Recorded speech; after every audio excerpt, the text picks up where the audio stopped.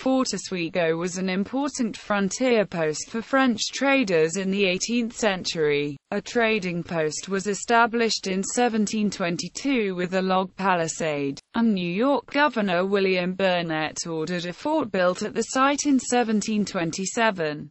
The log palisade fort established a British presence on the Great Lakes. During the French and Indian War, this fort was captured and destroyed by the French in 1756. The site is now included in the city of Oswego, New York. Oswego fortification system. Many historic references to Fort Oswego actually refer to other forts that existed simultaneously later. The terrain at the site explains this. The original fort was built around the trading post on the lower ground on the northwest side of the mouth of the Oswego River. This was convenient to canoe and bateau traffic. A stone blockhouse was added in 1727, and was called Fort Burnet. A triangular stone wall, 10 feet high and 3 feet wide, was added in 1741, and the entire enclosure was called Fort Pepperell. Besides these expansions, Fort Ontario was started in 1755 as a palisade on the high ground on the northeast side of the river, and Fort George was added to the bluff located a half-mile to the southwest from Fort Oswego. Fort George was also called Fort Rascal or the West Fort. Fort Ontario was also known as the Fort of the Six Nations or the East Fort. The French knew Fort Oswego as Fort Chouaguen.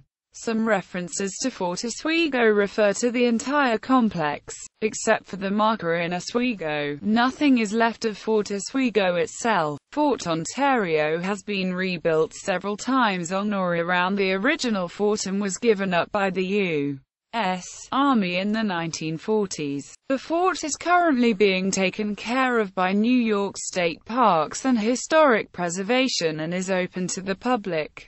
The French and Indian War. During the French and Indian War, the French commander, General Montcalm, arrived in August with 3,000 men. His force included 3 regiments of regulars, several companies of Canadian militia, and numerous Indians. He first captured Fort Ontario, then began the assault on Fort Oswego. Oswego was the stronger fortification, but it was now downhill from 120 cannons in the abandoned Fort Ontario. Montcalm swept the fort with cannon fire, killing the British commander, Colonel Mercer, in the bombardment. British forces were forced to surrender on August 15, 1756. Montcalm gave much of the British supplies to his Indian allies, and destroyed the fort. He returned to Quebec in triumph with 1,700 prisoners. His actions made a strong impression on the Indian allies of the British, and caused the Oneida and the Seneca tribes to switch to the French side. Later actions. The site was used for shore batteries in the Revolutionary War and the War of 1812, but was never again fortified. Revolutionary War references to Fort Oswego are actually referring to Fort Ontario. The original site is commemorated at West 1st and Lake Street in Oswego, New York. Fort George was located in what is now Montcalm Park. Fort Ontario was maintained irregularly throughout the 19th and 20th centuries as a military base and is currently open as a state historic site. Michael Keene. An interesting anecdote about Fort Oswego in the 1750s states, "I knew a Michael Keene, a blind harper, who was born in the county Mayo in Connaught.